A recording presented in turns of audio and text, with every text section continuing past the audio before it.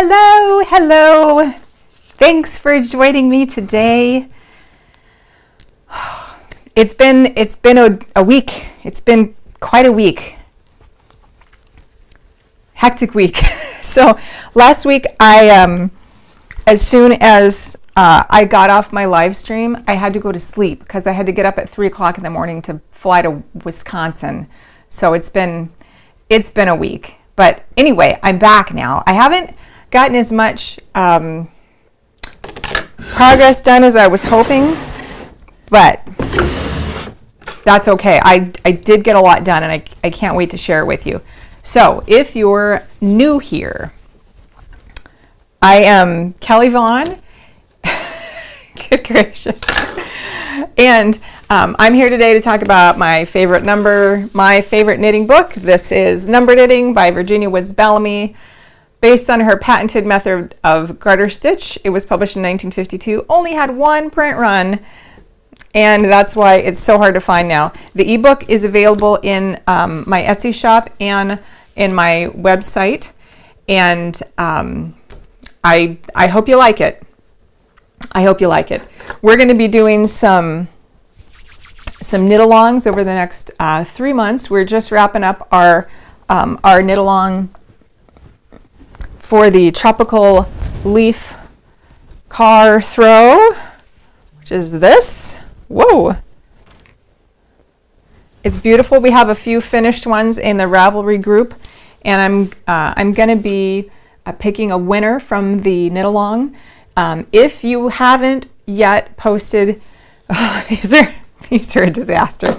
If you haven't yet posted your finished project in the Ravelry group, please do so, because I checked a couple of days ago, and there was a total of 6 people that had posted their projects.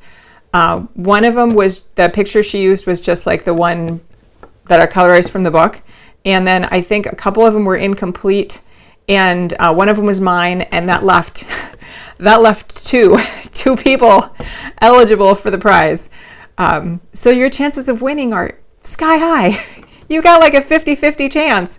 But if you haven't yet posted your project in your completed project with a photo and everything in the Ravelry page, in the Ravelry group, there should be a link down to the group down below, and it's one of the top threads. Do that before the end of the show, and I'll pick a winner, and the winner will get a Secret Society mug, and it still is very much a secret society because there's only like, I don't know, a dozen of us that watch these videos. You know, I think there might be more. There's usually like 6 people like actually here with me live. Right now we've got 4, which is awesome. I think the peak I've ever had was 11. But usually my videos get a whopping like 35 to 50 views. But I'm pretty confident it's going to be more than that. And so while our group is small, it's a great time to win some prizes because your chances are a lot higher. Hey, Mishi V and Bob, welcome. And if you are new here and you haven't posted in the chat or you haven't introduced yourself, please do so. Because I noticed that the one of 2 people that actually did post her finished project, I'd never seen her in the chat before, and I'd never seen any comments from her. And so welcome. But like, if you're new here, we're a friendly bunch, and we, love to chit chat and encourage each other with number knitting and answer questions. And gosh knows, I sure don't have all the answers, but we've got some really experienced people in the group, and we'll all help each other out. Yes, so introduce yourself, please.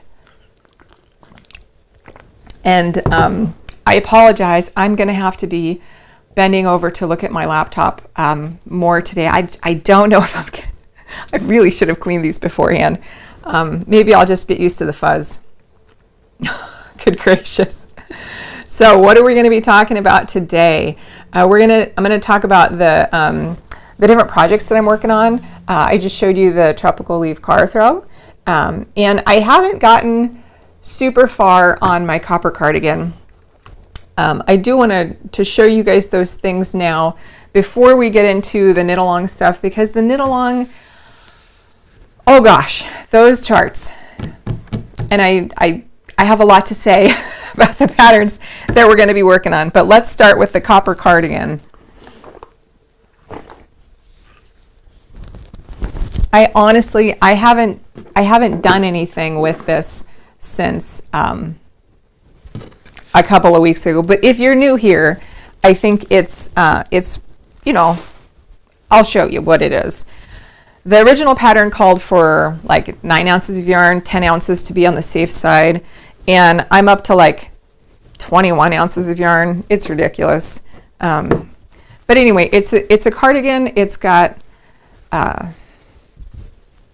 originally the original pattern was all in brown, and I wanted to be true to the book, and so I'm doing mine all in brown. The neckline border, of course you can't see it because I'm on a brown sweater and a brown dusk. There we go. Now you can see it a little bit better. So this little neckline has got the sequined carrying yarn in it, as does the front. She calls it a lap over. She did not offer any instruction for buttonholes, so I have yet to figure that out.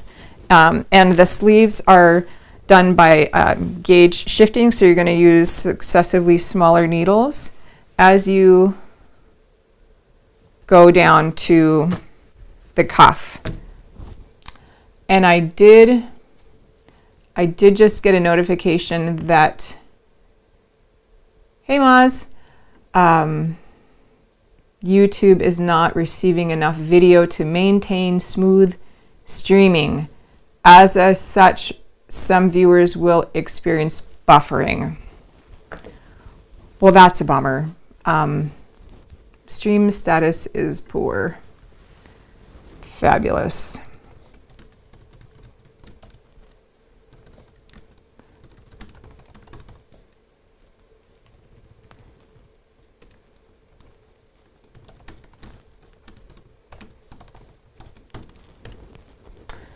I'm going to proceed. Please do let me know in the comments how this is for you. If it's awful, I can try restarting it.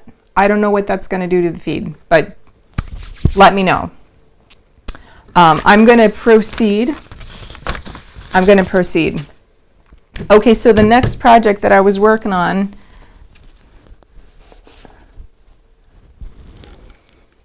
is the butterfly shawl. It is the frozen. It's frozen a tiny amount twice, I think. Oh, it looks like it looks like the feed just came back up. Now I have a green excellent. So I don't know what the poor signal was about. Anyway, technology. Okay, it's going to get better. Okay, so the next one up is the double wing butterfly shawl. And I'm working on a new camera setup where I can have like one that's really high up and one that's down a little bit lower. So I'll just be able to show things off a little bit better next week. So this is a double wing butterfly shawl, and it's like fingering weight yarn on size 13 needles, which seems kind of high, but you know, Virginia liked to knit things loosely. And in the book, she says that you're supposed to use to border it with silver tinsel. And so I have my silver tinsel, and this is like, I don't even know if you can see this. This is really thin, really thin. It's like sewing thread. And so what I've been doing to make it a little bit more manageable is I've been doing it in a crochet chain. I know someone said last week, I think it was Rose, she recommended that I do like a chain ply, but I felt like the chain stitch made it have a little bit more body. And then so I'm just single crocheting around the edge on this whole thing. So it's going to be just like in the book. The shawl is a delicate shell pink, and the chain stitch is with silver tinsel. Yeah, and this stuff is a nightmare to work with. It's just, It's lovely and it's horrible. I hate this stuff so much. But anyway, for history, I keep pressing on. All right, so we've talked about that. I should have this done next week. I got close. I'm like a little bit more than halfway through the border. Next week, the border will be done. Okay, so last week, I wanted to show you this all last week, I think. I've lost track. I've been on so many trips lately. Okay, so I needed a project that would fit in a carry-on bag in an airplane, and the copper cardigan is like it's huge, and that's not really good traveling knitting at this point because it's the yarn is heavy, the yarn is dense. It's a big sweater, too big for me. I think it's going to find another home, and it's big. And I needed something small, and so I found this lovely yarn in my stash. I do have so much of that tinsel. I bought it like 6 years ago on Etsy, and I thought it would be smaller. I mean, it doesn't matter. It was like $14, and it was 6 years ago, so like who cares? But I got it. When I opened it up, I was like, oh my gosh, like what am I gonna, there's like 50,000 yards of it or something. I don't know. Anyway, so let me show you what I'm working on here.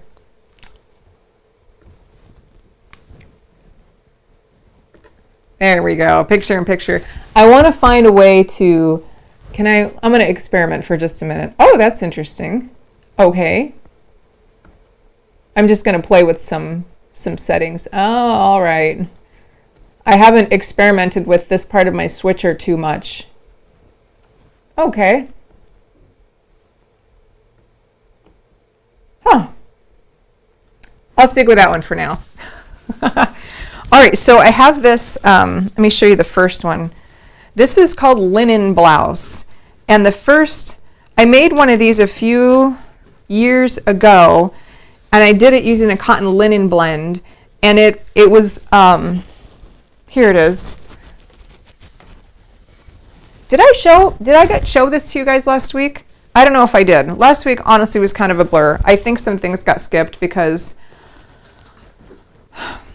I was preparing to go on a trip. So I made this a few years ago it's a cotton linen blend, and I thought I got gauge. Apparently I didn't, because it's very big. Again, this is my gauge swatch, so I'm sure that's probably a good part of the issue with things not fitting me, is that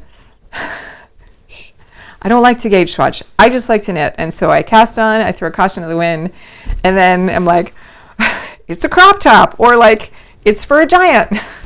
So anyway, this is a cotton linen blend, and it's the same front and back. This was in the beginning of the sweater section. This pattern is interesting, and I don't think the camera does it justice, because it's beige and you can't really see the detail, I don't feel like, too much. It looks better on, and it would look better, even better on someone that it fits, because on me it's a little bit big. But this sweater is unique among the number knitting sweaters in that it's made up entirely of squares and triangles. There are no mitered squares in here or mitered triangles. It's all squares and triangles. Let me show you the book real quick. Let's see. I'm going to switch over to this one. So where is it?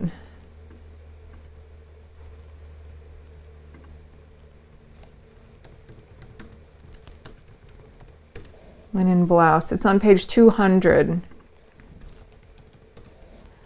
So it's interesting because it uses one size of needles for most of it. All the orange is the larger needle, so in this case it's a US 10, and all the blue units are knit on a US size 7. When I did that, I found that it was pretty gappy here at the, I guess, like the armpit area, and so I ripped these ones out, and I did them again on a smaller needle size.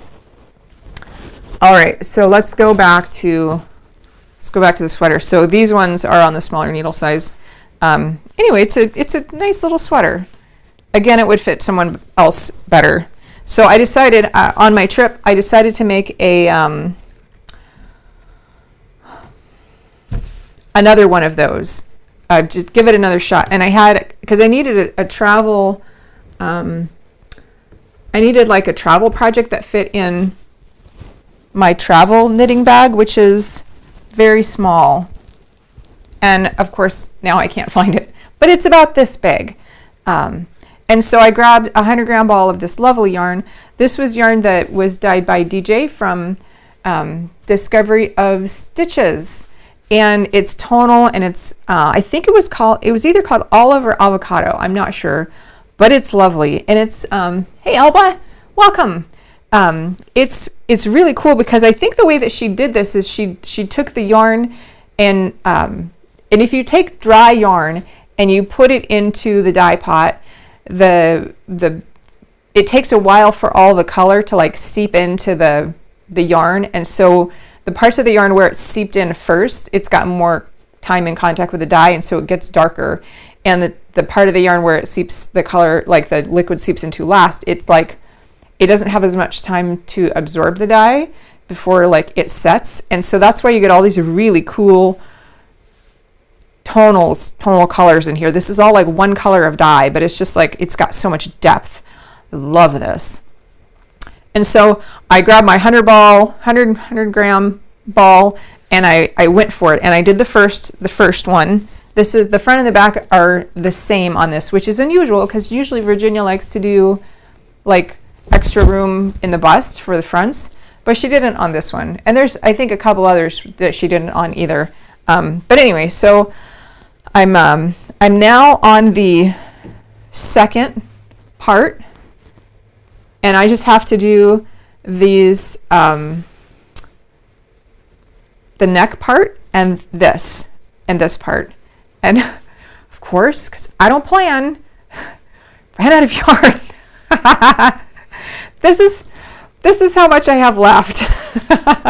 So I was debating, and I was texting DJ like, what do I do? Because I was thinking about like ripping out this part on this one and doing something different right in here.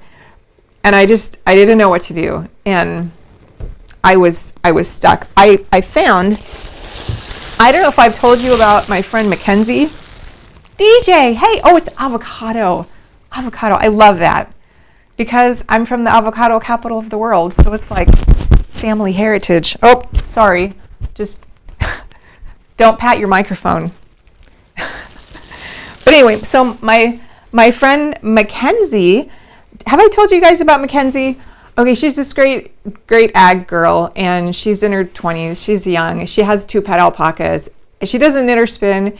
Every April, she gets them sheared, and she brings me all the fiber. And so a couple years ago, I had it blended with Cormo, which is like a cross between Cordale and Merino. I think so. The yarn is super squishy. It's lovely. And so I sent it to Moro Fleece Works. Can you see that? They're in California. And this alpaca is so very, it's sensitive, and there's very few places in the country that can handle this fiber. So anyway, she blended it with me. And at first, when I saw this black and green, I was like, I'm just not sure about that. But then when I was desperate for more green yarn, and I held it up next to this lovely yarn from DJ, I was like, oh my gosh, this is gorgeous.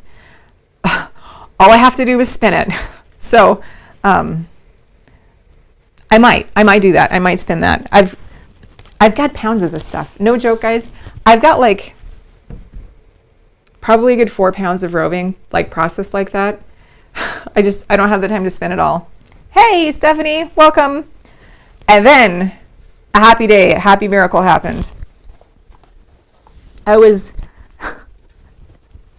in my closet recently, hanging up my delicates to dry, and I found some swatches that I made like 3 or 4 years ago. And lo and behold, there's more of this wonderful yarn from DJ.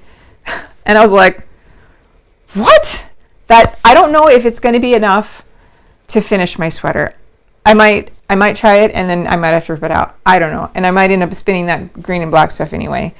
But before I rip these out, I thought I would show you what I did, because this was like, I tried to chart houndstooth pattern in knitting, and I've seen, more specifically, I tried to chart houndstooth pattern in garter stitch, and I have seen people do houndstooth in like a stranded color work, and it's really popular in weaving, but I've never seen anyone do it in garter stitch in like big motifs, because to do it in garter stitch, the motifs have to be big, otherwise they're not crisp and they just look like blobs. And so I went through a few iterations where I was trying to chart them out, and I thought before I rip out these swatches I would show you what I was trying to do, because this is number knitting.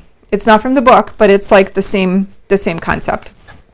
So let's take swatch number 1. Okay, so the idea with this is that you've got strips, and so this is a double wing, and so you knit a double wing for, I think it's 3, 4, 5, 6, 20, so it's a 10 by 10, and you do it for 20 ridges, and then you switch to the secondary color. And side note, I haven't been able to try it because I don't have a blue light or black light, I forget. If you hold this, I think it's under black light. If you hold this yarn under the black light, it glows fluorescent, which is awesome. And this yarn is also from DJ. Okay, so you do a double wing, 10 by 10 for 20 ridges, and then do the same thing in color number 2. Again, the same thing for color number 3. Welcome, Maura. Hello. I would love it if you binge watched my episodes. That would be great. Thanks. Okay, so the secondary, I guess the strip, you do, this one uses intarsia, and so you do 10 and then cast on another 10 in the second color, and so you just, twist the yarns in the back going up. And once you get to the halfway point of this double wing, so 10 ridges, then you flip them, and then you go up 20, and then you flip them, and then you go up 20, continuing to work the double wing. And then over here, you do the same idea that you had for strip 1. You cast on 20 all in one color, work your 20 ridges, and then if I had continued this concept, I would have proceeded up with the dark green and then the light green. So anyway, this was my first attempt at houndstooth. So this is sort of like for posterity, because I'm 100% sure I'm going to rip these things out. There needs to be a record of what the heck I did. Oh, that's I guess another reason I don't swatch is because I'm like, I could totally make something useful with that yarn that I'll actually, wear, or just like put on the shelf behind me, add to my collection. Oh, and Karen's here. Hi, Karen. Welcome. Okay, so let's try this. Oh, this little guy here was the same version. This is like the 10 stitch version of this. And so you can see, like, if you do this in a small shape, the whole idea of a houndstooth, you just lose it. They just become like little blobs. But if you do it in a bigger repeat, so the shapes are more pronounced, it is more obviously a houndstooth. And if I had, finished the swatch, it would really be obviously a houndstooth, but I didn't. Okay, so the third one is, this one was interesting. Well, they're all interesting. Some are just more successful than others, and I don't know that any of them were really successful, which is Probably why they've been lying in my closet for like 3 years. But fortunately for me, they were on the floor out in the open and I could see them. So that's good. Okay, so this one, the other ones were made in strips, but this one is different because it's made kind of like concentrically. And so here's what I did. This one is made on divided triangles. And so you do a divided triangle, you work one color for the first, however many ridges. And then for the middle part of the divided triangle, you use a little bit of intarsia right there. And so like one wedge of the divided triangle is in the alternate color. And then for number 2, you knit the divided triangle, but instead of like what Virginia does in the book where you cast on all the stitches and then work, smaller, you start with just a couple of stitches and then you work bigger. So you're going to do your increases at the edges and in the center. But the same idea, you work, part of it in one color, and then you've got this thing on the outside that's worked in another color. So it goes 1, 2, and then 3, 4. And in theory, you could like work all the way around.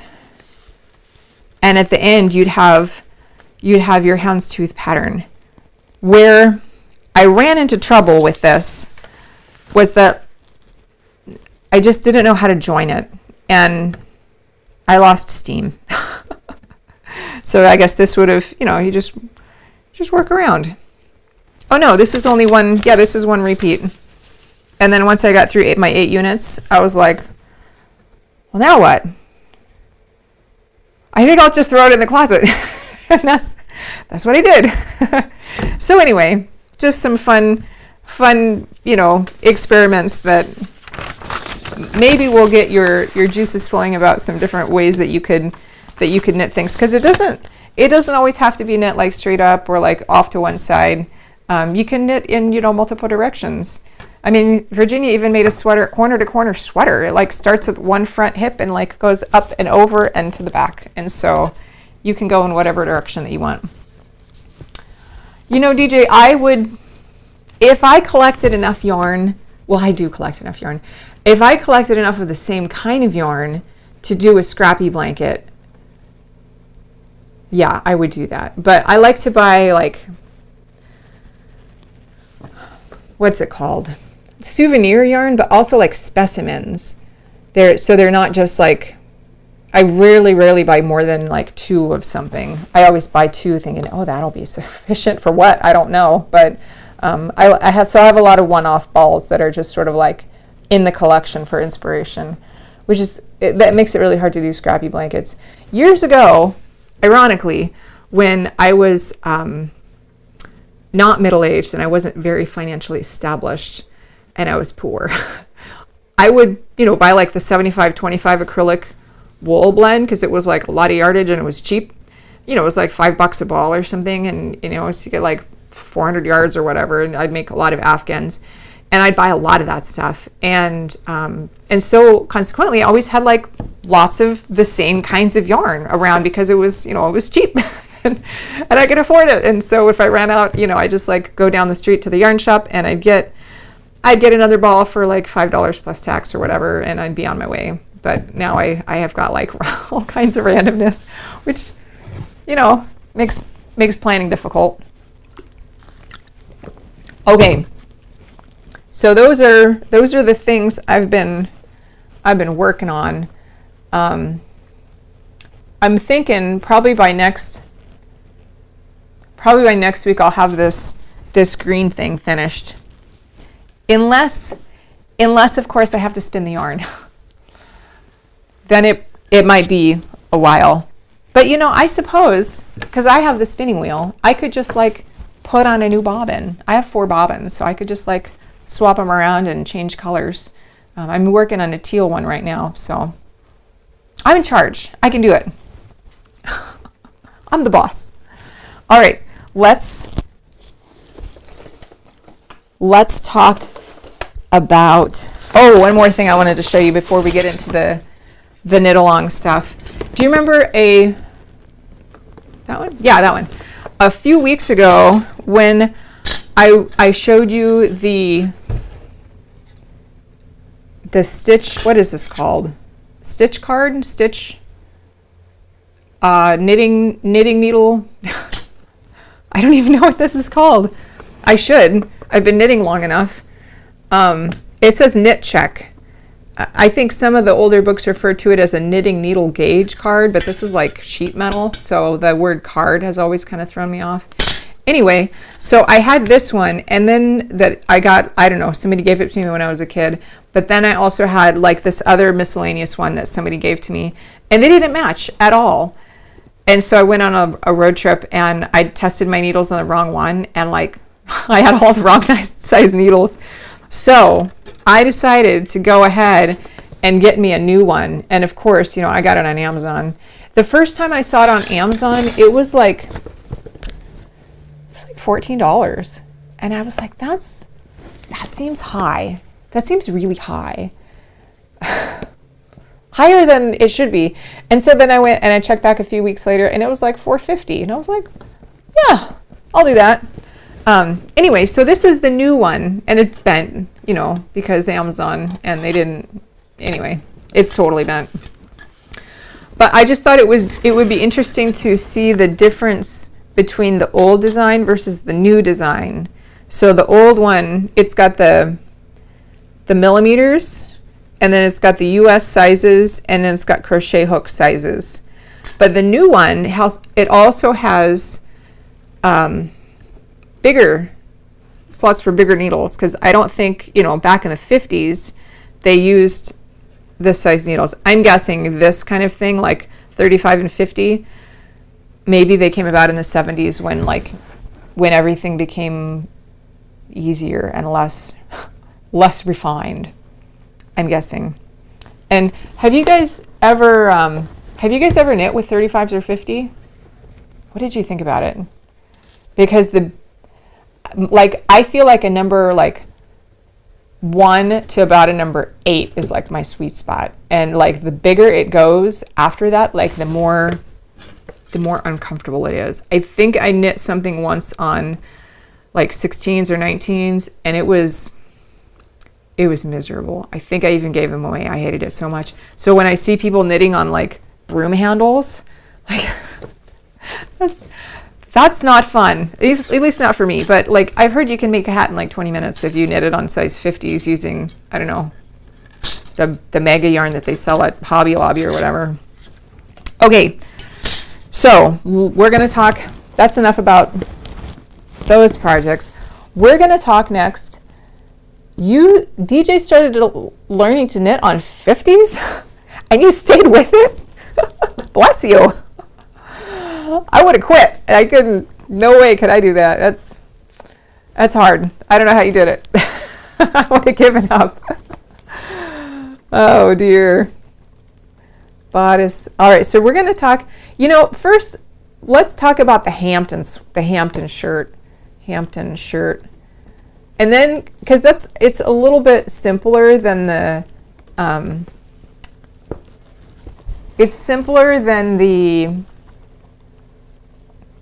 Bodice Blouse. So this is the Hampton Shirt. Let me see if I can find the picture of it. And it's got it's only one of 2 sweaters in the book that are modeled by men and designed for men. And I say they're designed for men, well, because that's how it is in the book. But there's another thing. Most of the other sweaters in the book, they use gauge shifting. And if you're new here, that means that you're going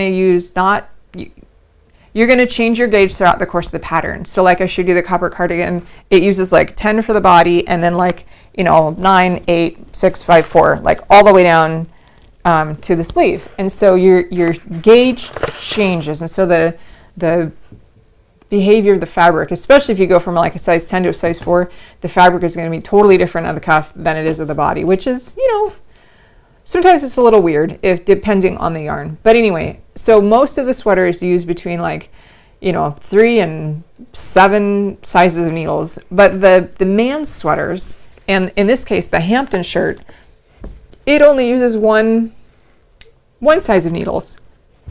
Excuse me. And so you notice here, it's very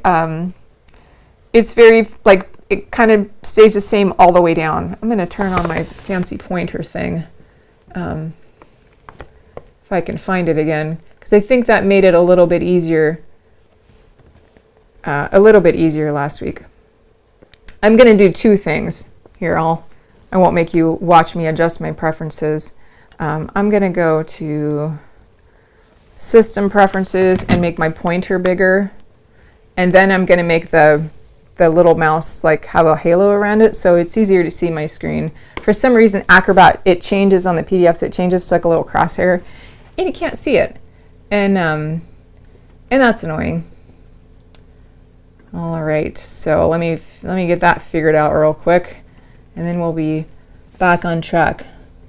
Bub says, I've used a large size for broomstick crochet. I tried that once too. That was hard. Never do it again. Oh, you completed a project started by someone else. Ooh. Brave. I tried that once, and they ended up getting something totally different because I was like, I don't like the way they did it. I'll just change it. Oh dear. All right, so let me adjust the system preferences. You know, in case anybody does want to see how you do this, I think part of this is, you know, important for people that maybe aren't as aware of these features. So we're going to go, I'm on a Mac, I went to System Preferences, and I just type in the word cursor. Of course, you got to spell it right. Cursor size. It's under accessibility, and there's a lot of really cool features in accessibility. So you can make it small or you can make it big, and I think it's nice big. There was a time back in, I think it was 2013, when I had to have a lumbar puncture, which is no fun. And then I got a spinal headache, I think they call it. Anyway, if I sat up for like any time at all, I'd get a migraine. And so I had to, like for at least a week, maybe 10 days, I had to lay flat on my back. But my desktop computer was like, we were there. And I couldn't see the screen. And so I had to like I had to use these accessibility features to like make the cursor bigger, make the zoom bigger, make everything bigger, so I could literally lay on the floor and look at my computer screen on the desk. Anyway, or if you have, you know, old eyes. So there's some cool stuff in accessibility feature. I'm sure that they have something similar on PCs. But anyway, that's what I use. All right, so then we're going to go to, I think it's like my Point Light or something. This is also there it is, a really cool little tool that my one of my IT people told me about. So we're going to go to General, Locator. There we go. And you can make it bigger or smaller, and you can like change the color and stuff. And so when I'm teaching, it just makes it easier for people to see the screen if I got like the locator module and I have my big arrow. Okay, that's that. Back over to Acrobat. Now you can see. Yay. Okay, so Hampton Shirt. Let me turn that on again. So in the original pattern, it's for a man, and she offers a single size. I don't know any men that are 42, chest 42. Mine is not. My man is not. He's a bigger guy. So this wouldn't work for him. And I know last week we were talking about how to change the sizing for this, and I came up with a solution. But what do I have it here? I do, somewhere. Oh, there it is. My shelves don't have any backs, and so they like things just like fall through the bookcase like onto the floor behind. Oh dear. Anyway, they get lost there sometimes. So I got last week I measured this and I was like, well, this fit me great, and I followed the pattern, and I have a 36-inch bust. But this says fits a size 42 man. And it was the end of a long day and a long week, and I was tired, and I was like, absolutely stumped. I did not know how to like resolve that in my mind. Like my gauge was, I got it, even though, you know, I didn't swatch because I'm Kelly, but I didn't know how it happened. And so let's just do a little math real quick. I knit this like 6 years ago, so I don't know what the stitches are. 1, 2, 3, 4, 5, 6, 7, 8, 9, 10, 11, 12. Okay, let's go over to the book. So I'm not a great planner, as you know, and so we've got over here, we got the chart. It's box numbers 4. Like, okay, roger that, got it, Virginia. And I start with unit number 1, and it is 3 boxes wide by 3 boxes tall, knit a mitered square, and follow the chart. Like, I got it. That works for me. I understand. And it fit perfectly. But then last week, I actually read the pattern, which, because a lot of times what the pattern is just like the paragraphs and stuff, it's just like supplemental to the chart. And so I'm just like, I don't need that. Like, I can do the chart. And in this case it worked.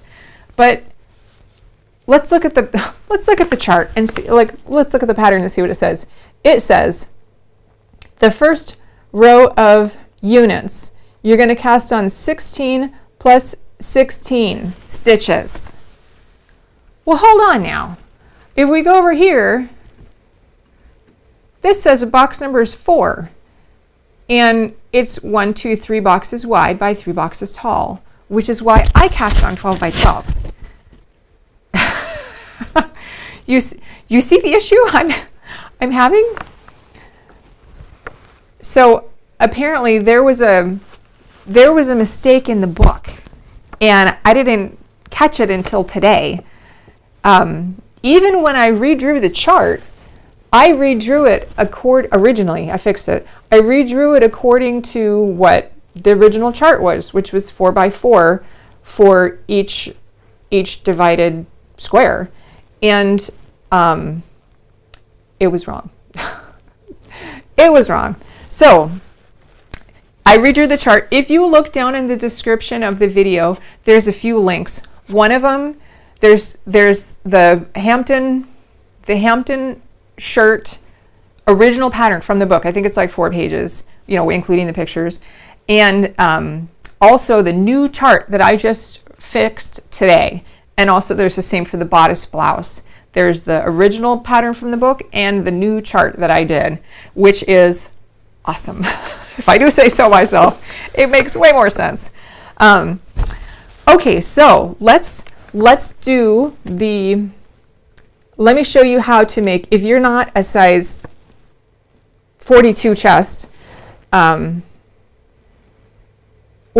36, if you have a different size that you want to make, I want to show you how to calculate that. I'm getting a handy dandy link here. I think I put this in the description. Pretty sure. So let's open this up. Awesome. Oh. Hold on. I think let me see if I can find it. So here, for your enjoyment, watching me try to navigate my own website, I think it's under blogs. So go to knitswag.com and then click on blog. Oh, there it is. Yes, I accept cookies from myself. Okay, so this is the I've done this a few times where I put up stitch calculators, because if there's like only one size listed in the book, and like I want to use a different yarn or different gauge, or like have a different size that I want to make or whatever, like then what? It's especially hard on the bias to calculate. And so I've made a few like stitch calculators where you can like plug in your own measurements and come up with your own thing. And so anyway, if you go to knitswag.com, click on blogs, and here it is at the top. I don't know where it's going to be in the future. Like, you know, if you're watching this a few years from now, I will correct this. I'm going to update that link in the description later.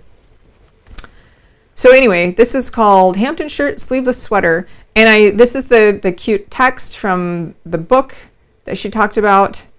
She actually used homespun yarn from her friend, from her own sheep. So I'm going to do the same thing. I'm using, do I have my sample here? Oh, there it is. I am using, well, this is better. There, nope. Hey, there it is. This is that same roving that I showed you earlier that was the green that I'm going to use for the linen blouse, but it's like a teal. And it's like, I don't even know how many wraps per inch it is. Maybe I could measure on this pen because I don't have a proper tool. And then I'll eyeball it because like, that usually works pretty great for me, right? Just eyeballing it. Oh, that's not going to work. Anyway, this obviously is not worsted weight, and I don't think this would be good at like 3 stitches to the inch or whatever Virginia specified. So I'm probably going to knit it like on size 6, maybe 5, maybe 6, probably 6, US 6 at like 5.5 stitches to the inch. I'm just guessing. Okay, so let's go back to the stitch calculator. So you scroll past the commentary and the picture. Bum, ba, da, dum. All right, this is where you're going to go to plug in your numbers. There's 2, if you notice here, there's 2 yellow cells that have like kind of the shaded border around them. That's where you can plug in your measurements. And so if I want to knit this at a size 36, notice down here, it automatically kind of like calculates, like, just so you know, knitter, you're going to be using, this is going to be like the front half of your sweater. It should be 18 inches wide because, you know, you knit them like 1/2 at a time. So it should be 18 inches wide. And likewise, if I was to change this to like a 40, what just happened? Anyway, if I change it to a 40, that gets updated. So this is just kind of like for your benefit. But I'm a 36, so I'm going to put that number there. And instead of 3 stitches to the inch, which is what Virginia specified for her worsted weight yarn in the original pattern, I think I'm going to go with like 5.5 stitches to the inch. And according to this, the box number is 28. Now, here's where you need to use the new chart. The new chart is very important because in the old chart, the box number was 4. And so obviously, if it used to be 4 and now it's 28, you're going to have like a sweater the size of this room. Only you're not. Let me show you the new chart. There it is. Okay, so the new chart, each mitered square, it only uses 1 box. And so my new handy dandy stitch calculator is going to calculate 28 plus 28. And so if I do this yarn on, you know, 5.5 stitches to the inch, yeah, I'll need to knit my squares 28 stitches by 28. So I would cast on 56 with a stitch marker in the center. And I would do the divided squares as follows. So if you use my new stitch calculator, don't pat the microphone. If you use this one, and you should, because it's correct, use the new chart and use the stitch calculator, and yeah, that's what you should do. So like, let's see if anyone has any examples. Like, throw out some numbers of like a gauge that you would like to use and a size, a bust size that you would like to make the sweater for, and I will do the example for you with the stitch calculator. Anybody? Do, do, do, do, do, do, do. I don't know how the delay is on this. Okay, while that's going, I will, whoop.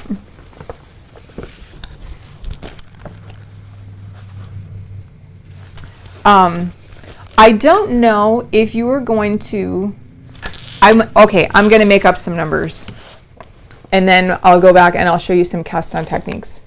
So we'll go here, go back to the stitch calculator. All right, let's say you want to do a 50-inch sweater and you want to do it at, and worsted weight at 4 stitches to the inch. We'll do 3 because that's what Virginia specified in her original pattern. Pretty sure. Let's see. She said you should, knit 3 stitches to 1 inch. So if we make a 50-inch sweater at 3 stitches to the inch, the box number is 19. If you wanted to knit it like on a smaller gauge, like what I was knitting, or am going to knit, a 50-inch circumference at 5.5 stitches to the inch, that's going to give you a box number of 34. And that's going to take you until December.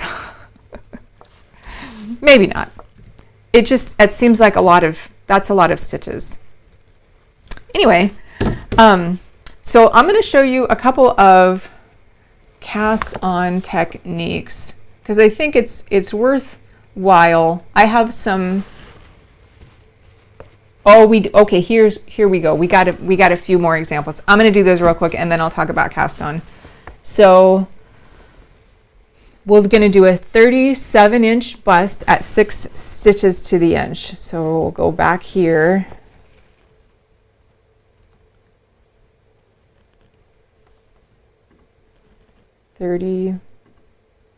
Okay, so we've got 37-inch bust at 6 stitches to the inch. Your box number is 28. 28. All right, let's look at the other example. We've got you know what? I should just write these down. So bub is 5 stitches to the inch and a 47-inch bust. And then we're going to do a 46-inch bust and a 52-inch bust. Okay, and I'll do those both at 5 stitches to the inch.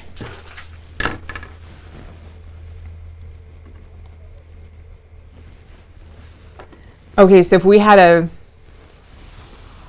47-inch bust at 5 stitches to the inch, your box number would be 35. So you would cast on 35 plus 35, and then you would knit your boxes as follows in the pattern. And then the next example is a 46-inch bust. Okay, so that was interesting. We did a 47 and a 46-inch bust, and I rounded the calculator to keep it with whole numbers, and they're both the same box number. They're both 35. And so the beauty of this sweater is that like it's very stretchy and it will fit a range of sizes. Okay, now let's do we'll do a size 52 and we'll do it at 5 stitches, not 65 stitches to the inch. 5 stitches to the inch for a 52-inch bust. Your box number would be 33. And if you look at the original, not the original chart, the new and improved chart, I put a little QR code on it, so like you could print it out and put it in your yarn bag and like just snap a picture of the QR code and it'll... Does the QR code link to the wrong page? Hold on now. Let's see. Let's see. Maybe it'll take you to a 404 error page. I don't know. Oh dear. Oh, it works. Okay. It works. All right. I had a hard time getting the blog to show up in the right place, so I anyway, fixed it. So you can just scan that little QR code and it will take you to the right page with the stitch calculator on it. But also I made a little note on here about for using a more tailored fit. And I think that's, if you're a person with like a bigger bust and a smaller waist, it's nice to have a more tapered fit at the waistline. And so you can just use a needle sizes a couple sizes smaller, like 2 or 3 sizes smaller. I think in the a lot of her sweaters, it's not uncommon, like if you use a 10 up here, to like switch to either an 8 or a 7 down at the waistline. So that's an option too if you want something a little bit more tailored. But if you're more like cylindrical, then you won't need to do that, and it's fine too. Okay, where was I? Let's see if we have any. Oh, one more. 46 at 3 stitches per inch. Okay, and then I'll show you cast on stuff. 46. All right, so we got 46 at, hold on, 3 stitches per inch. Your box number is 17, and you'll be done pretty quick. All right, so so my sweetheart ordered me a new, it's some sort of a new cord, because right now I've got a camera here, and then I have another camera right there, and then I got my screen, and I can technically also plug in my phone. I did that last week, but I haven't I haven't dialed that in yet because that was a little wonky.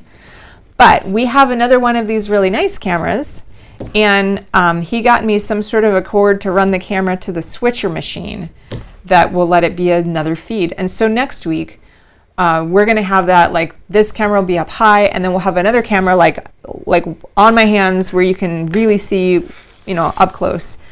Just haven't got that yet. So I wanted to show you some cast on techniques, but I'm wondering if this is a little too far away. I feel like it would be better if it were a little closer. Anyway, I'm gonna give it a shot just because I think it would be useful to discuss, and we can tackle it more, at another time if this is a little hard to see, which I'm pretty sure will be, but that's okay. I think it's like a pretty high res video. All right, so I wanted to show you, I should probably also do this with lighter yarn, which I don't have. I do have a couple of videos in my my channel about casting on, and so I will link to those. I don't think that I have one of the videos that of the style that Virginia originally did in the book. Oh, Stephanie says it might be helpful to show garments in having a body form near you. I have one of those. It's downstairs. I'll bring it next week, and she will live right here. I'm gonna need you all to help me give her a name, though. I've been thinking about Myrtle. I'm not sure, but if we could collectively come up with a name for my dress form, that would be great. Because I feel like, it's going to be like another person standing next to me, and so she needs a name. So think on that. Showing photos of the garments in order to see the entire garment up close. Yes, I can do that. I will work on that. Okay. Virginia's cast on. It has some good uses. And so the way that she has you do it is you have your slip knot, and you insert your right needle from, and I'm right-handed, just FYI, from front to back, and you wrap around backwards. This is the only cast, and then put it on the left needle. This is the only cast on that she mentions in the book. And it's rare, but there are times that I use this cast on. She says to do it loosely, and that's in all caps. And I bet if she had a way to bold, and this is Virginia that I'm talking about, if she had a way to bold her type, she would have done it. And this is a handy, it's cast on, it's quick. I'm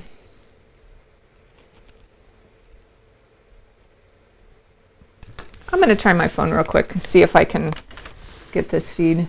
Oh, Virginia! Virginia is her name? Yes! Yes, absolutely. Her name is Virginia. And I'm hoping at some point that I can actually get a photo of Virginia, besides the one in the book. I want to have a photo of her in my studio here, and so she'll be with us always. I'm hoping. I have a little plan that I'm working on for that. That's a whole other story. But anyway, let me see if, let's try this. Okay, so I'm just holding this with one hand, holding my phone with one hand because I don't have a proper like phone holder. But that's how this looks. It's nice. And it sort of makes a chain stitch edge, but not entirely. It's like kind of twisted. But the reason this particular cast on is nice is because it makes a very delicate edge. And so that's actually the cast on that I used here. Yeah, I used that cast on here, and it makes, let me do this one again.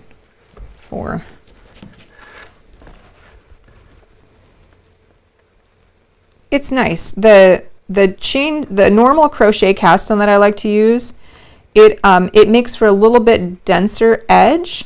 On this kind of cast on, the yarns, they kind of like, they're staggered a little bit, and it has a little bit of a different feel. And so if I have to pick up my units from, like if I have to, cast on it and then like go back later and pick up other units from this cast on edge, I'm not a big fan of Virginia's method.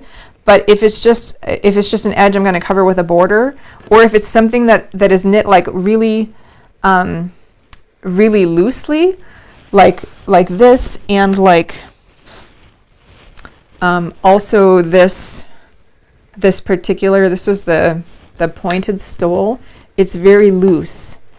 And I used that cast on for this too. It seemed like it had a better edge for where I would join the units together. It was more delicate. Anyway, that's Virginia's cast on, and I'll just link to the crochet cast on video. Because the camera setup is proper. Okay, so that's Hampton cardigan. Do y'all have any questions about Hampton cardigan before we get into the bodice blouse? Oh, clockwise. Ma says, I did a version of a clockwise cast on, like a figure 8, to get a crochet cast on without a crochet needle. I would like to learn more about that, because I made a video about how to do a crochet cast on without a crochet hook. And like if you're on a road trip and your crochet hook drops between the seats, or if you're on an airplane and your crochet hook like drops behind you, and like then what do? You have to fake it. Let me show you that real quick, and then we'll do bodice blouse. And so these are the stitches I cast on earlier, and I apologize that I don't have a better way to, oh, Oh, yeah, that could kind of work. Let's do, will that work?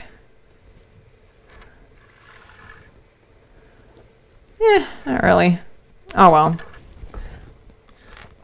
So basically what I would do is I would take off all of these stitches. Get this out of the way. And then flip it over, and there's like a bump on the back, and then you can do knit through that little bump. And the video I already have made on this is actually much better, but there is a way to do a crochet style cast on without a crochet hook. I haven't heard of the figure 8 style though, so I'm gonna have to learn more about that. Okay, so let's talk next about the bodice blouse. And this bodice blouse is, oh man, it's a doozy, I tell you. Let me show you the original pattern and why I struggled with it so badly. Bodice blouse. Okay, and that's on page 218. You'd think I would know that by now. I've looked it up enough. Okay, so this lovely chart. I don't know about you, but that terrifies me. So she gives you 2 sizes. There's a 30, no, there's a size 30, 32. That'll fit both bust sizes. And I don't know any adult women that are that small, but you know, maybe they were like still malnourished from the 40s or something and women were small. For larger sizes, add 1 stitch each box. So for a size 34, you're going to be box number 11. For a size 36, that's me, box number 12. For smaller sizes, there is no such person. Subtract 1 stitch. She tells you to use a fine 2-ply weaving yarn. Okay, you've got all these different needle sizes here. That's fine. She does tell you what size needle to knit at a gauge of 5 stitches to the inch. That's helpful because she doesn't always do that. Let me show you the chart that I made. It's better. it's so much better. And I know the original book was in black and white, so I can't fault her for that. But so what I did is, again, this link is in the description. You're going to go into the description, download the new chart. I decided it would be a lot easier visually to color code these needle sizes. So like the biggest needle size is dark blue, the smallest needle size is like chartreuse, and so you're going to use 6, 7, 8, 9, and 13. Now notice the needle sizes are over here. Those little color boxes, they are not over here in this little roadmap section, and that's, I felt, because it would be confusing, because the needles are not used sequentially in size.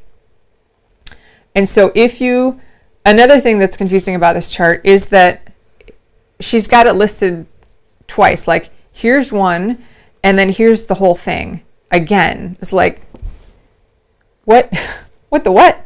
And I think if you can envision it, like if you had your chart laid out, she's showing you what it looks like when the back part is at the bottom. And then she also shows you what it's going to look like if you just like take the whole thing and flip it around. And you notice, literally, if I was just to take this and flip it around, it would be this up here. So this isn't like 2 separate charts that you need to knit. This is just like a different orientation of the same chart. And one of them has these little gussets. And so what you're going to do is follow this little road map. You're going to start with the right unit, unit 1, the lower back, and you're going to knit it on size 6 needles. And you can tell that it's size 6 because it's listed right here, and it's also listed right here. So it's in 2 places. So you knit your divided square, and then you move to number 7 needles, and you knit unit 2. And then you switch to number 13 needles, and you knit unit 3. And I noticed in the original chart, she doesn't have all the numbers. Like, she didn't number the cuffs on this lower part, and I don't know why. But yeah, so you can knit unit 1, unit 2, unit 3, and then unit 4. This is interesting. Let's go back to the original book. Let me get my highlighter out. Cuffs. The cuffs are picked up and knit on smaller needles, US 7, knitting 2 stitches together as each divided square is picked from the sleeve edge, thus having the number of stitches for the cuff. Now, she's never done that before in any of her other patterns that I've knit. I mean, this has got, like, if you look at the picture, where's the picture? It's got like these poofy blousey sleeves, and that's how she does it. She has you knit this on very big needles, and then she has you like tighten it up at the cuff, which is really cool. It's really interesting. Yeah, so we did the cuff, and then so this is unit 4, and unit 5 is a little hard to see. It's this little bitty gusset, and I think it's on a number 8. Those are the only ones she has you knit on a number 8. Just right there. Number 5 and number 11. And then you do unit 6, which is the front. I don't know why that's dotted. There's a dotted line there. It must have been like that in the original pattern, I think. Yeah, I don't know why. Huh. Well, I guess we'll figure it out as we go, huh? So if you look at the original sweater, it's kind of low cut. Like, it goes about to her elbow. And I think, I don't know about you, but for this middle-aged woman, I'm comfortable with like, if it's just a little slit, that's fine. But if it's like the whole shirt, I'm feeling like up here would be better. So she does offer instructions for how to deal with that. She says it was like in a weird spot though.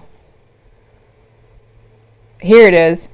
If a higher neckline is wanted, it is. The front may be a duplicate of the back or filled in with 1 box divided squares. So if the front is a duplicate of the back, because the back, it like comes up kind of high. If the front is a duplicate of the back, this whole thing would be filled in with a whole other divided square. So it would be like a boat neck. It would be very modest. But she also says you could fill it in with 1 box divided squares, which I think would be a better option. And so probably what I'm going to do is on the side of unit, like these sleeve sections, I would just add in divided squares right there. And that'll keep the back where it is, but it's just going to give me a little bit more coverage up here, which is age appropriate. Okay, and so then you repeat the process for the other side, the left side. You go, 7, 8, 9, 10, do the gusset number 11, and then number 12. Now, one thing that's noteworthy here is that it says, so, and then we got this whole other chart here, which is the same thing, just like flipped.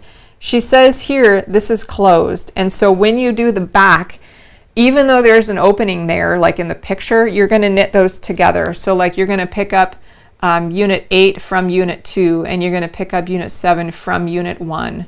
that closed notation is not here on the front, and so it's going to be open in the front because we're going to fill that in with like little divided square border things. Let me see if anyone has any questions so far. Nope. Okay. Great. There we go. Okay, so we did the front except for the borders. We did the sleeves and the cuffs. And now we're going to go to the borders. And this was confusing today. All right, so if you go and you look over here at this chart, there she does say for the waistband you're going to use number 6 needles. Nowhere that I can see does she say what size needle you should use for all these little like neck border and shoulder things. It's not mentioned. If her other patterns are any indication, I would also use the size 6, the smallest needle in the pattern, for those borders. Huh. This is going to be really interesting. I just now noticed that the back is connected with little divided squares, and I hadn't caught that before, even though I redrew the chart. That's why we have to knit it.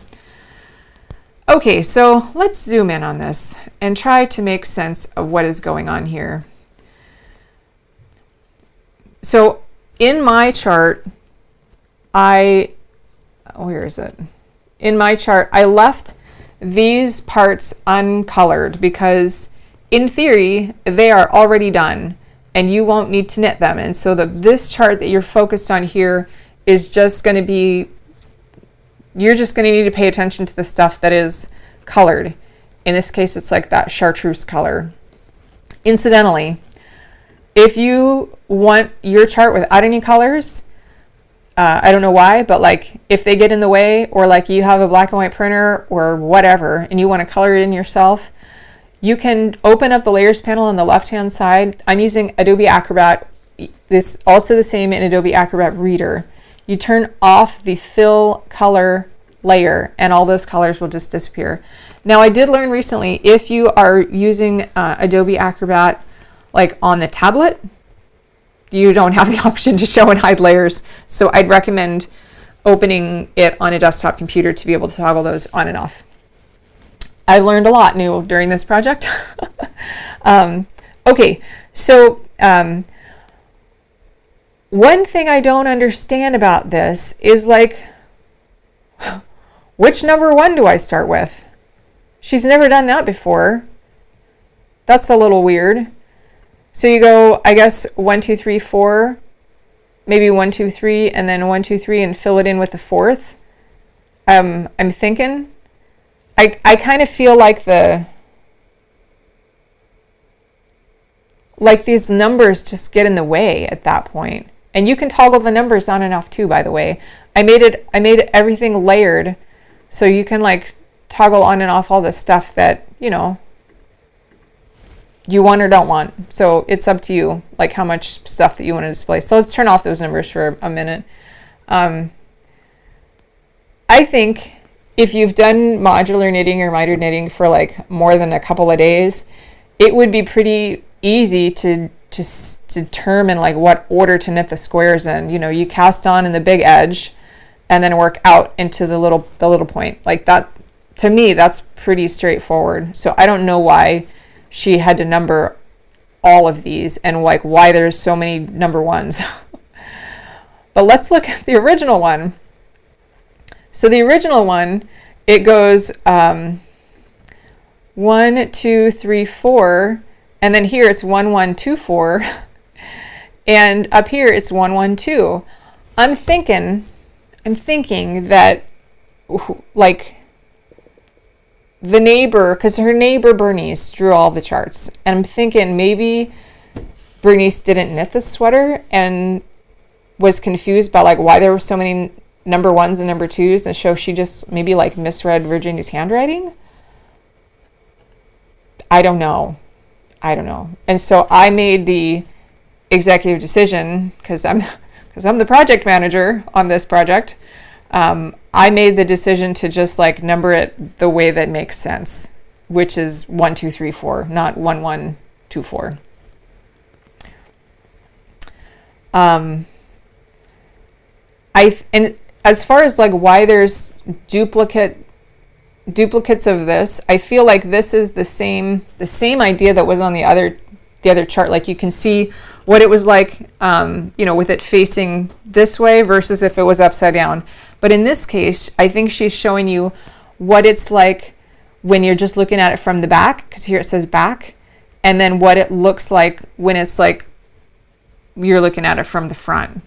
But obviously these would, like the left shoulder and the right shoulder would be like flipped around, connected to each other. That would be even more confusing to illustrate, which is probably why she didn't. So all of these borders are knit on, I'm assuming, a size 6. I don't really understand the gusset thing in the back, so we'll have to tackle that at a later date when we get closer and it makes more sense. Okay, now this cape scarf. Whew, this thing is wild. Let's take a look and see if we got any more comments. Nope, not yet. Okay, good. Cape scarf. Okay, so the cape scarf in the book, of course, it's confusing. Let's see where the cape scarf is. Scarf, here it is. It's made by using the cape scarf is made by using the same directions as the single scarf. And I was like, what the heck is a single scarf? Like, what? And so we were digging, I think it was last week. Yeah, we dug around through my collection back here, and we determined, like, I thought that it was something like this. Oh, you can't see what I'm doing. Something like this. Like that was the idea, but a smaller version. And it's kind of sort of the idea. But then after reading through this, it like 5 times, it dawned on me that when she says cape scarf, she means like it is in the book. It's a double scarf, so you make 2. Because normally in a modern knitting pattern, if there's sleeve instructions, it says sleeves, and then in parentheses, make 2. For most people, you'd need 2 sleeves, and she doesn't say make 2. She just says for cape scarf, it's made using the same directions as for the single scarf. Like you're just supposed to assume that you need 2 of them. She doesn't say that. She says, see photograph illustrating the use of double scarf as a cape. I guess she sort of does. Anyway, so you're going to make 2 of these things. And her chart was a little confusing, because that's the way it is. I did notice there was an error here. Like this, if you notice, let me bring up my drawing tool so you can see. There we go. If you look here, this goes at like a nice 45. Let me make that a little brighter so you can see it. So that goes at like a 45. But if you look at this one, if I was to take this one and do it at a 45, it would go here. So like there's a mistake in the chart that this angle is wrong. So I corrected that. But I also went in and I color coded it. And so it's going to use the same color coding as the rest of the pattern. You start with unit 1, you knit a double wing on size 13s. Then you pick up and knit a whole bunch of these little divided squares on number 6s. And then you go back to the 13s and you knit these things. And then you make another one and you connect them with like some little buttons. I think in the original picture, she has a whole paragraph on like flower buttons. See, there's these 2 flower button things at the top, and she gives instructions for how to make those. They're crocheted. So she's got these 2 little flower buttons here, and then she's got like 1, 2, 3, 4, 5 buttons down the front of the sweater. Now, incidentally, in this pattern, she does give instructions on how to make the buttonholes, which is great, because I don't think any of her other cardigans in the book have instructions for buttonholes, so that's going to be interesting. Yeah, so this is Cape Bodice Blouse with Cape Scarf. It's 2 patterns in 1. Yay. All right.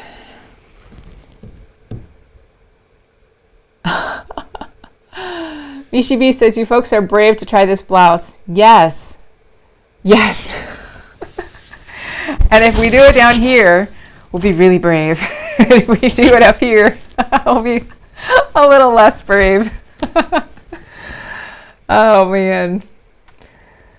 This, you know, I think you should, even if the blouse scares you, and honestly, the chart, it's a little scary. And Virginia, she even acknowledges that, because in the book, she says, where is it? Here it is. This design is more simple in the hand than it appears charted. So I'm hoping she's right with that, because this chart has been, it's probably up there with one of the hardest charts in the book. And I don't think it's going to be that bad to knit. I think probably doing the chart is going to be the worst part of it, because it just like, and it'll make more sense when I've actually got the garment like in front of me, folded out, and I can like spin it around and, you know, fold it and like, and, you know, paper doll it and see how it works. But like trying to lay all that out flat, is the fact that she was able to figure out how to chart it. Like, dang girl, that's impressive. That's really awesome what she left for us. But if the blouse, the bodice blouse, scares you, and it sounds like it scares probably everybody, I would say do the cape scarf. Like, you could totally do that. So make the cape scarf. You make 2 of them, and we'll learn how to do the little flower button things together, and that's manageable. I haven't figured out. I don't think I need to do a stitch calculator for this one, because she gave all of us instructions, like, you know, just if you need the next size up, just add 1 stitch per box. Oh, one other thing I forgot to mention on, where is it? Hold on, get up the right program, Kelly. Okay, so on the Hampton shirt, normally there's a box number, and it will say, you know, originally it was box number equals 8, but then we figured out that the pattern was wrong, and it was wrong. And like, what if you want to knit a different size? So after you do the stitch calculator thing on my website, print this out, or you know, whatever, and you can write your number in there, because that will make it easier for you. You will have a different box number than in the book, I promise you. Let me show you. Oh, I've already got it showing up. Okay, because this is not just a knitting show, this is about technical education. Okay, so let's say you have your PDF open in Adobe or Acrobat Reader, and you want to, with this document on your computer, you want to type in your number there. How do you do it? So what you do, over on the right hand side here, there's these little icons, and you're going to click on the yellow one that says comment, and you do that, and like all these great tools are going to show up in the top toolbar, and then you're going to click on the one that looks like a T. It's for text. And so now you've got your little cursor, and you just click, and you're going to type in your box number. I think mine was like 23, and there you go. And now what happens is that little number 23 is going to show up in your comments pane over here on the right. And you can like move it around and resize it if you want. But like if you ever have any forms to fill out, like for your accountant or for, I don't know, a utility form, like we just bought another house, we sold our old one. We don't have to. We bought a new house last year, and I had to like fill out these government forms like for the water company to turn my water on, and I had to like fill it all out. But because like I don't like printing stuff out and writing it in by hand because my handwriting is the pits, and so a lot of times they'll have like the form fields built in. Like the IRS forms are really good like that. They have, they're kind of highlighted in blue and you can just like type them in. But most government agencies, they don't have it together like that. And so you can just get up the little commenting tools on your PDF and just type it in like a typewriter. It's great. Anyway, I love PDF commenting. I actually did a whole course a few years ago all about PDF commenting because I love it so much. Oh dear. Okay. Karen,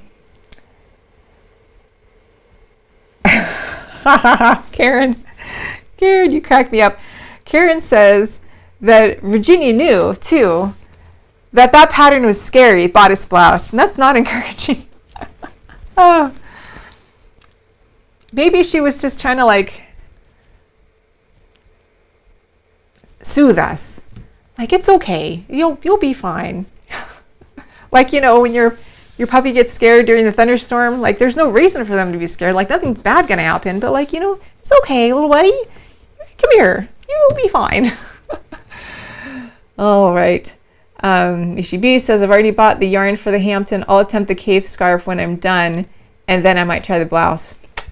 Lord, we're gonna be doing it until June. Oh. Did any of you put in your patterns for the what was it, the number knitting on the this is all number knitting, Kelly. Come on. You can do it. Use your words. There we go. Hold on. All right. So I'm on the number knitting Ravelry page, and we're going to go down to Tropical Leaf, Car Throw. Great. And we have a new person I haven't met before. Jimgzing. I don't know how to pronounce that, but welcome. Okay, so if I click that, which is lovely, and then I click Tropical Leaf Car Throw, it says there's a total of 6 projects. And so this one's done, this one's done, this one's done. Great. So we got 3. That one's mine. I'm not eligible. And then this one's not done. It's beautiful though. And this one doesn't have any photos. So we've got 1, 2, 3. 3 people eligible for the prize. That's great. All right. So I've never done a giveaway before. So I've heard other podcasters do this. So let me bring that other page back up. Where'd it go? Just closed it.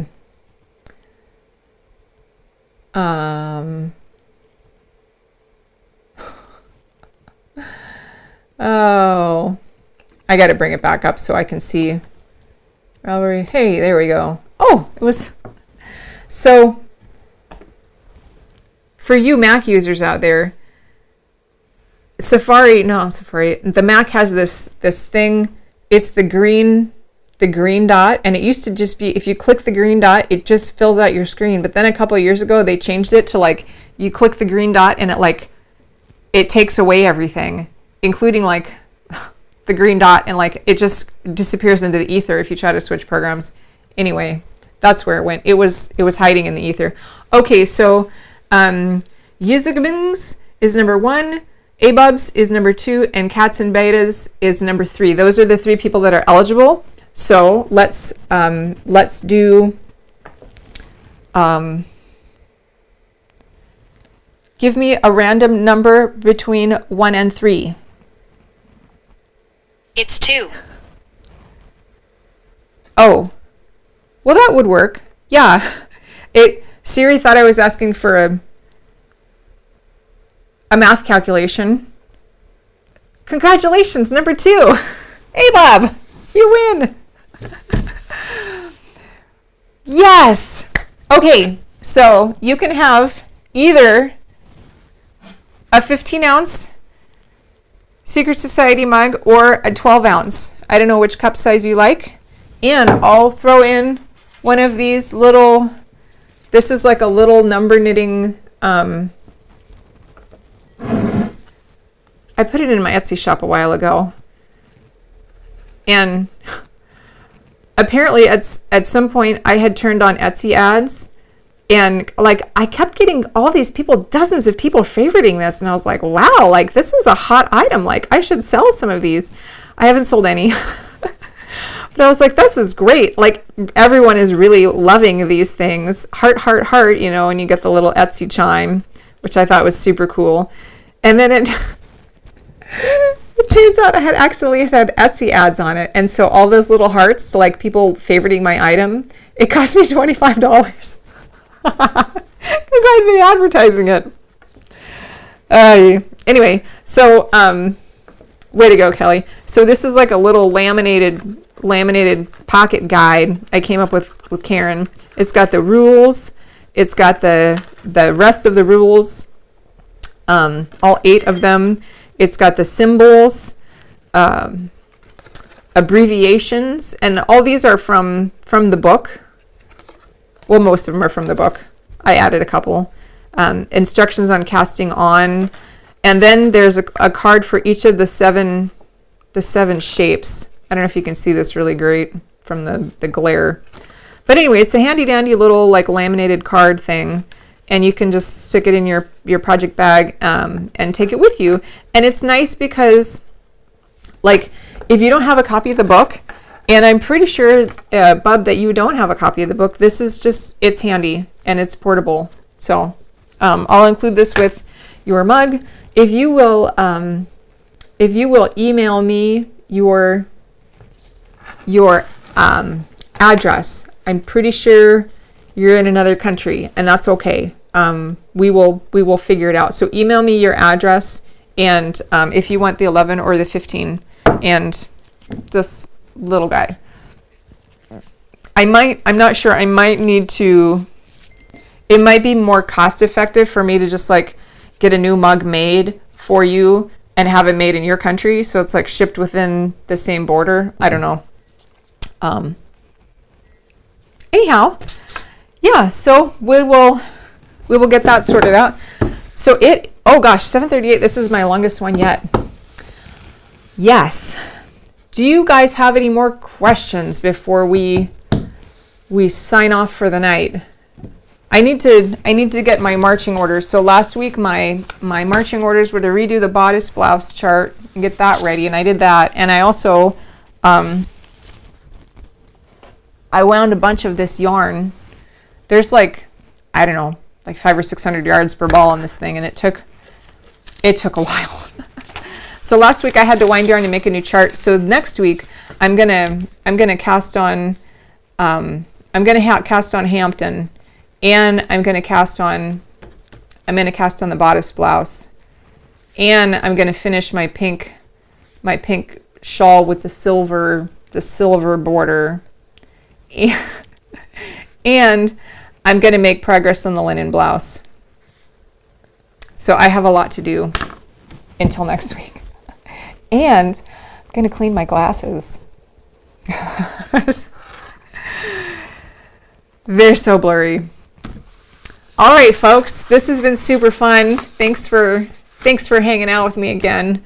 This having you all here with me is like the jump start that I needed to, press forward with number knitting. So I am very grateful. All right, I think that's it for me. So next Sunday. Next Sunday, Easter? I need to double check this real quick. I think next Sunday might be Easter. I'm pretty sure it is. So I might be taking next Sunday off. I'm not entirely sure. I will let you know. But Friday is my birthday, and Stephanie had a great idea that I do a sale on number knitting. And I was like, well, I'll do it on my birthday. And so on my birthday, I'm going to do it, I forget what we had talked about. I think I'm going to do it 25% off for my birthday. And if you're new here, I have a policy. If you do one knit along with us, I will give you a coupon code good for 50% off the book. If you do 2 knit alongs with us, I will give you a further discount. And if you do 3 knit alongs with us, well, you see where this is headed. Because I want more people to knit the patterns from the book and be invested in the project and the book and come along with me. So that's what we're going to do. 25% off for my birthday and coupon codes for those who do knit alongs with us. All right, friends. Well, that's it. Let's I wanted to show you there it is. My copy of Number Knitting. This is me and Virginia signing off for tonight, and we will see you probably next week. All right. Bye, everybody.